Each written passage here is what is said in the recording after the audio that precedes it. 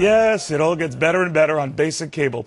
Talk about loony bins. The House just voting to strike the word lunatic from federal law.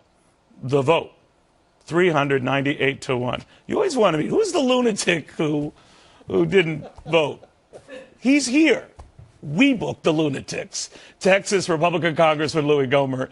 I give you credit, Congressman. You saw this for what it was. What the heck were they trying to do here?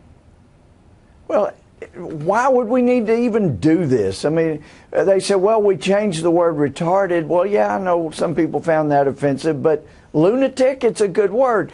And my communications emailed me right after the vote and said, AP, all these others are wanting a statement. Why did you cast the only no vote against this? And so I typed up a statement real quick and said, look, not only should we not eliminate the word lunatic when the nation's on the brink of bankruptcy, we ought to use the word to apply to anybody who wants to keep doing business as usual in Washington. It is lunacy what we were doing, like you were talking about. We shouldn't be taking a break. And I loved your flat tax. You said fair tax, flat tax.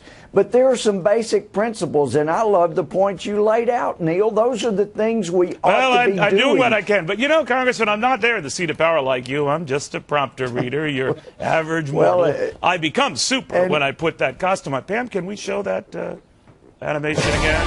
Yeah, that's what I look like when I put it on. But enough about me. Back to what you're going to do to help me and advance this cause of settling and bridging this gap, because I don't know what it is with you guys, but you just can't do it. What's the problem?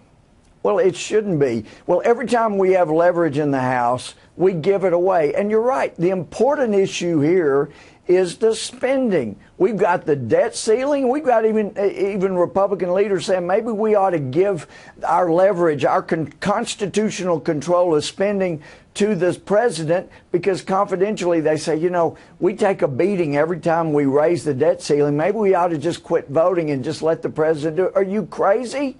Just because it's a tough vote doesn't mean you give away your leverage. Well, they have no problem doing votes on whether we can use the word lunatic or whether we can have food in your cafeteria and watch a Lincoln movie. So obviously they can make very tough decisions regarding those issues.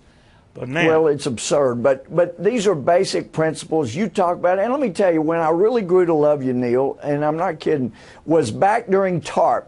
All those around us, you were losing their heads saying, you got to give the Treasury Secretary $700 billion or will it's all over. And some of us, and you were particularly said, but that's, you know, that's kind of a socialist deal, the federal government buying private assets. And I was so depressed and I fought it. I was so emotional. You did. I give my credit to you. That was under President Bush. Deep in depression. That Saturday morning, you had the socialist candidate for president on your show. And as I sat there depressed, he said, well, you said you guys were against TARP. And they said, well, we realized after it passed, this is the greatest day for socialism in American history. I remember that. You did that. You brought back some encouragement. Somebody, particularly you, were getting it and spreading truth and light. Please, so thank you for not being a lunatic. We're modest by nature. That's one of the qualities I like about myself the most. That's for but sure. Congressman, thank you very, very much. We're going to